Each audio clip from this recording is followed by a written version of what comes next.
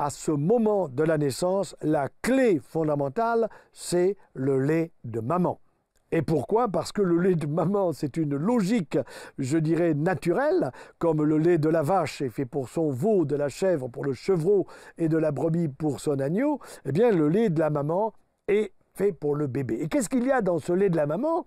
Il y a non seulement des éléments de protection immunitaire du bébé, c'est-à-dire qu'elle va lui passer des anticorps contre des maladies du début de sa vie qu'il risquerait de l'atteindre, mais elle va aussi lui passer non seulement de très bons sucres, le lactose, tout ce qui est en ose, ce sont en général des sucres, donc le lactose du lait de sa maman, et en même temps des oligo-éléments, des minéraux, des vitamines, des cellules immunitaires, figurez-vous, des cellules immunitaires qui sont capables donc de passer de la maman dans son propre lait pour qu'elle puisse protéger le bébé qui est en train de croître, qui a quelques jours, quelques semaines, etc.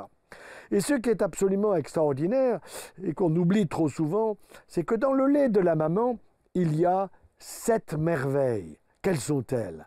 Ce sont des facteurs de croissance. Ah, vous allez me dire, des facteurs de croissance pour que cet enfant puisse grandir. Oui, bien sûr, mais surtout, ce sont des facteurs de croissance pour son cerveau.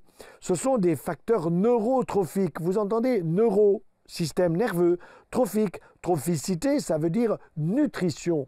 C'est la nutrition du cerveau de ce bébé qui est absolument extraordinaire. Et je vous rappelle rapidement un épisode formidable de cet enfant qui vient de naître. Le papa, la maman, la grand-mère disent « Oh, il est potelé ce petit, il est magnifique, il est grassouillé, ça fait plaisir à voir. » Eh bien, ce potelage, si l'on pouvait utiliser ce terme, c'est du bon gras. C'est de l'énergie pour que justement les facteurs de croissance soient actifs, pour que le cerveau de cet enfant se développe à une vitesse grand V. Une vitesse grand V, c'est-à-dire formidable, parce que non seulement il va reconnaître papa, maman, les frères, les sœurs, il va les entendre, il va les voir, et puis il va commencer à attraper avec ses petites mains les jouets, à reconnaître les couleurs, enfin vous voyez toute la suite. Et ça, c'est grâce à ces facteurs de croissance. Alors, est-ce que ces facteurs de croissance sont présents dans les laits maternisés? Je vous dis tout de suite que c'est non.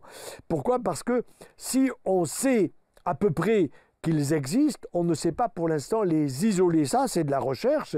Et s'il y a des étudiants en médecine qui m'écoutent aujourd'hui, ou les parents qui ont des passions sur ces sujets-là, voilà un objet de recherche absolument essentiel, pouvoir expliquer, comprendre, je dirais, produire ces facteurs de croissance pour le cerveau de l'enfant qui ne sont pas, encore une fois, dans les lits maternisés. Ce qui veut dire que l'idéal du manger mieux et meilleur pour cet enfant, il n'y a aucun doute, et il ne s'agit pas de culpabiliser une maman qui refuserait l'allaitement maternel, tout ça, tout est respectable, mais il faut dire qu'est-ce que c'est le mieux, manger mieux et meilleur pour cet enfant, pas de doute, le lait de maman. Et l'Organisation mondiale de la santé vous donne des instructions formidables.